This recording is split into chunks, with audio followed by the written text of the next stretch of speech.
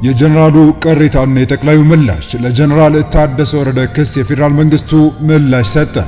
የሚላከው በጀት ለምን እንደሚውል እናውቃለን። ጠቅላዩ የኢሳያስና አልቡራ ምክክር ተጠናቀቀ። ፕሬዝዳንቱ ከከባዱ ጥቃት ተርፈው ወደ አስመራ ተመለሱ።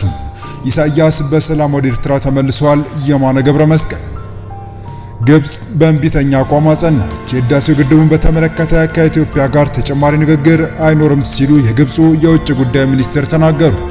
በትግራይ ክልል ከደሞዝና ጥቅማጥቅም ጋር በተያያዘ ተነስቶ የነበረው ውዝግብ አሁንም ቀጥሎ የፌዴራል መንግስቱና ጊዜያዊ አስተዳደሩ የቃላት ልውውጥ ውስጥ እንዲገቡ አስገድዷቸዋል። ህወሓት በአክሱም ስብሰባው ባደረገበት ወቅት ወደ ፌዴራል መንግስቱ ያሻገራቸውን ክሶች የጊዜያዊ አስተዳደሩን በፕሬዝዳንቱ በኩል ወደ አዲስ አበባ አሻግሮታል። ከአቅሜ በላይ ነው የሚለው የጀነራሉ መግለጫም በጠቅላዩ ምላሽ ተሰጥቶበታል። በአሁኑ የመረጃ ሰዓታችን የምንቃኘው ጉዳያችን ነው። በሌላኛው መረጃችን ደግሞ ወደ ፖርት ሱዳን በማቅናት ከጀነራል አልቡርሃንና ባለስልጣኖቻቸው ጋር የመከሩት የኤርትራው ፕሬዝዳንት ኢሳያስ አፈወርቂ ወደ አስመራ መመለሳቸው የተመለከተው እና ግብጽ የህዳሴ ግድቡን በተመለከተ ከኢትዮጵያ ጋር ተጨማሪ ውይይት እንደማታደርግ ያስታወቀችበትን አክለን በዝርዝር ልናስደምጣችሁ አሰናድተናል። ሰላም፣ ቻናሉን ሰብስክራይብ፣ ላይክ፣ ሼር ያደረጋችሁ እስከ መረጃዎቻችን ፍጻሜ አብራችሁን ቆዩ።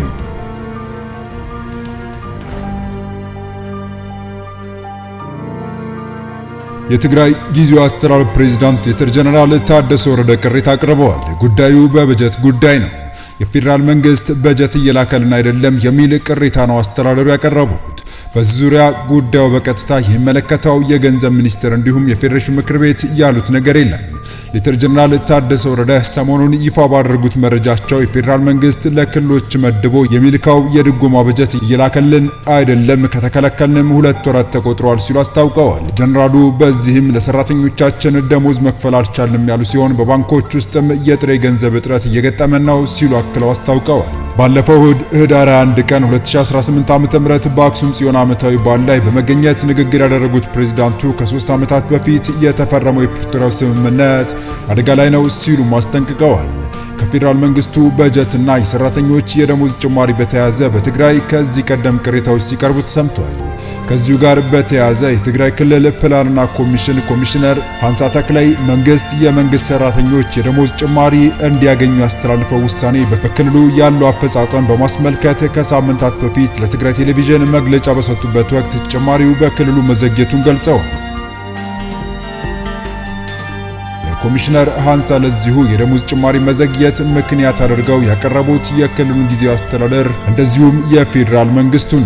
በዚሁ ማብራሪያቸው መንግስት ሰራተኞች ከጥቅምት ወር ጀምሮ እንዲደርስ የወሰነው የደሞዝ ጭማሪ በትግራይ ዘግይቷል።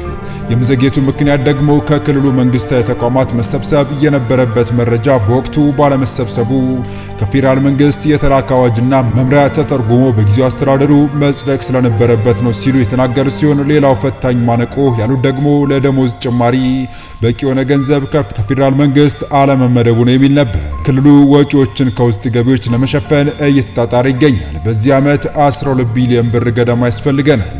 ከፌዴራል መንግስት የተላከልን ግን 4.8 ቢሊዮን ብር ያህል ነው።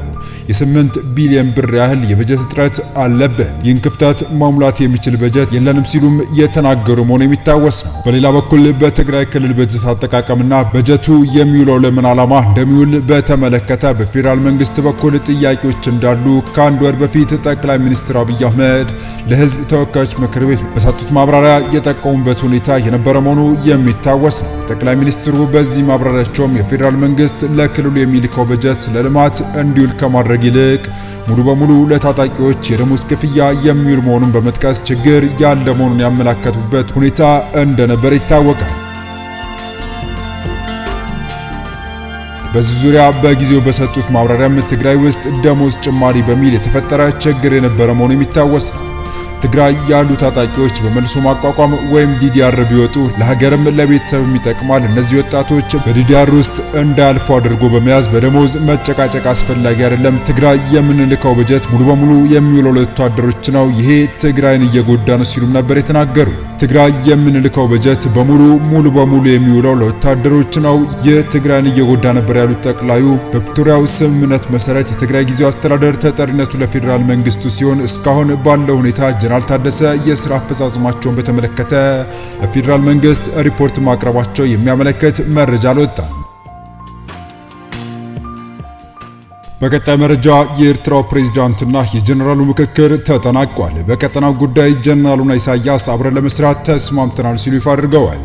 ከሁለት ቀናት ቆይታ በኋላም ኢሳያስ ወደ አስመራ ተመልሰዋል። ፕሬዝዳንት ኢሳያስ አፈወርቂ ቅዳሜ ከሰዓት በኋላ ወደ ፖርት ሱዳን የገቡ ሲሆን ከሱዳን ፓርላማ አፈ ጉባኤ ጀነራል አብዱልፈታህ አልቡርሃን ከጠቅላይ ሚኒስትር ካሚል ኢድሪስና ሌሎች ባለስልጣናት ጋር መወያየታቸውን የሱዳንና የኤርትራ መገናኛ ብዙሃን ዘግበዋል። መሪዎቹ በኤርትራና ሱዳን መካከል ያለውን የሁለትዮሽ ግንኙነት ማጠናከር፣ በሱዳን የእርስ በርስ ጦርነት ላይ በተከሰቱ ሁኔታዎችና በቀጠናዊና ዓለም አቀፋዊ ጉዳዮች ላይ ተወያይተናል ሲሉ ፕሬዝዳንቱ መናገራቸው በዘገባው ተመላክቷል። አክለውም የሱዳን መረጋጋት ለአካባቢው መረጋጋት ቅድመ ሁኔታ ነው ብለዋል።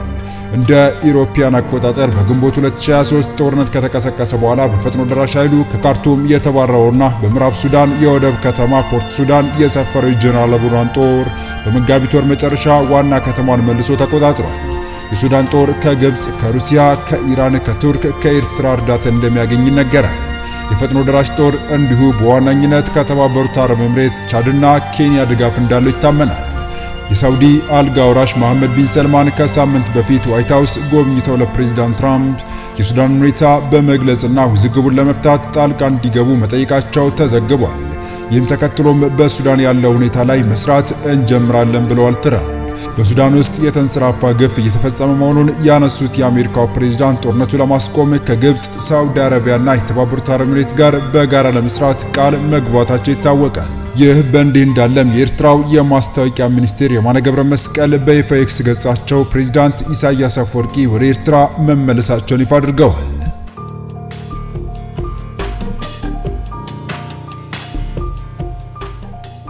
በዚሁ ወደ መጨረሻው መረጃችን ተሻገር። ታላቁ የህዳሴ ግድብን በተመለከተ ከኢትዮጵያ ጋር ተጨማሪ ውይይት እንደማያደርግ የግብጽ የውጭ ጉዳይ ሚኒስቴር ባድር አብዱላቲ ለቢቢሲ ተናገሩ። ከቢቢሲ ፎክስ ኦን አፍሪካ ጋር ቃለ ምልልስ ያደረጉት የውጭ ጉዳይ ሚኒስትሩ ላለፉት 13 ዓመታት የተደረጉ ውይይቶች አንዳችም መፍትሄ አላመጡም ብለዋል።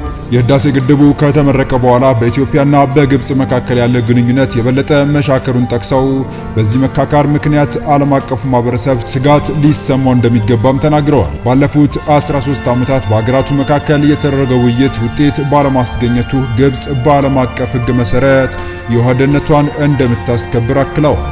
ከዚህ ቀደም ከኢትዮጵያ ጋር የተደረጉ ውይይቶች ምንም ውጤት ባለማስገኘታቸው በቀጣይም ንግግር ማድረግ አስፈላጊ አይደለም ብለዋል የውጭ ጉዳይ ሚኒስትሩ። የግድቡ ጉዳይ ከኢትዮጵያ ጋር ካለን የሁለትዮሽ ግንኙነት ጋር የሚያያዝ ነው ያሉት ሚኒስትሩ ግድቡን እንደ ተናጠል እርምጃ ነው የምንቆጥረው ብለዋል። አክለውም ሕገ ወጥ ነው ሲሉ የመንግስታቸውን አቋም አንጸባርቀዋል። ግድቡን ከዓለም አቀፍ ሕግ ጋር የሚጣጣም አይደለም ሲሉ የገለጹት የውጭ ጉዳይ ሚኒስትሩ ዓለም አቀፍ ሕግ በግልጽ እንደሚለው ማንኛውም ድንበር ተሻጋሪ ወንዝ በዓለም አቀፍ ሕግ መሪዎች መመራት አለበት። ይህም ማለት ማሳወቅንና ጉዳት አለማስከተሉን ማረጋገጥ ያስፈልጋል በማለት አብራርተዋል። ከአንድ ወር በፊት ግብጽ ብሔራዊ ጥቅሟንና የውሃ ደህንነቷን ለማስጠበቅ አስፈላጊ የሆኑ ሁሉንም እርምጃዎች እንደምትወስድ ፕሬዝዳንት አብዱልፈታህ አልሲሲ መናገራቸው ይታወሳል። ኢትዮጵያ በሰጠችው ምላሽ ግብጽ ህገወጥነትና የበላይነት በተሞላው መንገድ የአባይን ወንዝ ለመቆጣጠር መሞከሯን ቀጥላለች ብላለች። አልሲሲ ግብጽ በዲፕሎማሲና እንደ መንግስታቱ ድርጅት ባሉ ዓለም አቀፍ ተቋማት ላይ መተማመኗ እንደ ድክመት መቆጠር የለበትም ብለዋል። ፕሬዝዳንቱ ኢትዮጵያ ታላቅ ህዳሴ ግድብን በማስተዳደር ረገድ እየተከተለች ያለውን ኃላፊነት የጎደለው አካሄድ አገራቸው እጇን አጣጥፋ አትመለከትም ብለዋል። የኢትዮጵያ የውሃና ኢነርጂ ሚኒስቴር በሰጠው ምላሽ ኢትዮጵያ በአባይ የመጠቀም መብቷን አሳልፋ እንደማትሰጥ አረጋግጠዋል። ከኢትዮጵያ ጠላቶች በኩል በእጅ አዙር ጫና ቢበረታም የኢትዮጵያ እድገት አይቀለበስም ሲልም አክሏል። ከቢቢሲ ፎክስ ኦን አፍሪካ ጋር ቃለ ምልልስ ያደረጉት የግብጽ የውጭ ጉዳይ ሚኒስትር ባድር አብዱላቲ የህዳሴ ግድቡ ከዓለም አቀፍ ሕግ ውጪ የተወሰደ የአንድ ወገን እርምጃ ነው፣ ይህም የሚያሳዝን ነው፣ እኛን ስላላማከሩን እውቅና አንሰጠውም ብለዋል። ያሳለፍነው መስከረም ወር ማገባደጃ ላይ የተባበሩት መንግስታት ጠቅላላ ጉባኤ ሲካሄድ የውጭ ጉዳይ ሚኒስትሩ ኢትዮጵያ በታላቁ ህዳሴ ግድብ ምክንያት በታችኛው ተፋሰስ የሚኖሩ የሚሊዮኖች ህይወት አደጋ ላይ ጥላለች ብለው በመክሰስ አገራቸው ጉዳዩን ወደ ዓለም አቀፍ የፍትህ ፍርድ ቤት ትወስዷለች ብለው ነበር። በዚያ ጉባኤ ላይ የተገኙት በተባበሩት መንግስታት የኢትዮጵያ ምክትል ቋሚ ተወካይ ዮሴፍ ካሳይ ለግብጽ የውጭ ጉዳይ ሚኒስቴር በሰጡት ምላሽ ግብጽ ስለ ታላቁ ህዳሴ ግድብ ያደረገችው ንግግር መሰረት አልባና አሳሳች ነው ሲሉ አጣጥለዋል። ግብጽ ስለ ታላቁ ህዳሴ ግድብ ታማኒ ያልሆኑ ክሶችን በተደጋጋሚ ወደ ተባበሩት መንግስታት የጸጥታው ምክር ቤት አቅርባለች ሲሉ አክለዋል። የህዳሴ ግድቡ ከተመረቀ በኋላ ግድቡ በአግባቡ ባለመተዳደሩ ምክንያት የተለቀቀው ውሃ በሱዳን ጎርፍ አስከትሏል በሚል ግብጽ ክስ አቅርባ ነበር። ኢትዮጵያ ክሱን አስተባብላ የግብጽ ክስ ዓለም አቀፉ ማህበረሰብ ለማሳሳት እንዲሁም ሐሰተኛ የተጎጂነት ትርክት ለመፍጠር ያለመ እንደሆነ ገልጻለች። ከግብጽ ክስ በተቃራኒ ታላቁ የኢትዮጵያ ህዳሴ ግድብ ባይኖር ኖሮ ባለፉት ወራት በኢትዮጵያ ደጋማ ቦታዎች የታየው ከፍተኛ ዝናብ ሱዳንና ግብጽ ውስጥ በሰው ህይወትና በመሰረተ ልማት ላይ ታሪካዊ ውድመት ሊያመጣ ይችል እንደነበረም የውሃና ኢነርጂ ሚኒስቴር ገልጿል። የተወደዳችሁ የቻናላችን ቤተሰቦች ለአሁኑ ለእናንተ ይመጥናሉ ብታደምጧቸው ታተርፉባቸዋላችሁ ብለን የመረጥንላችሁ ዕለታዊ መረጃዎቻችን እስካሁን ያደመጣችኋቸው ነበሩ። በተመሳሳይ ሀገራዊና ቀጠናዊ ጉዳዮች እንዲሁም ዓለም አቀፋዊ ጂኦፖለቲካ፣ ወታደራዊና አነጋጋሪ ክስተቶችን ለበለት ተከታትለን በትኩስ ይዘን እንደምንቀርብ እያሳወቀን የቻናሉ ቤተሰብ ካልናችሁ ሰብስክራይብ፣ ቪዲዮን ላይክ እና ሼር በማድረግ ተደራሽነታችን ታሰፉ ዘንድ አክብሮታዊ ግብዣችን ነው። አበቃን። ሰናይ ጊዜን ተመኘን።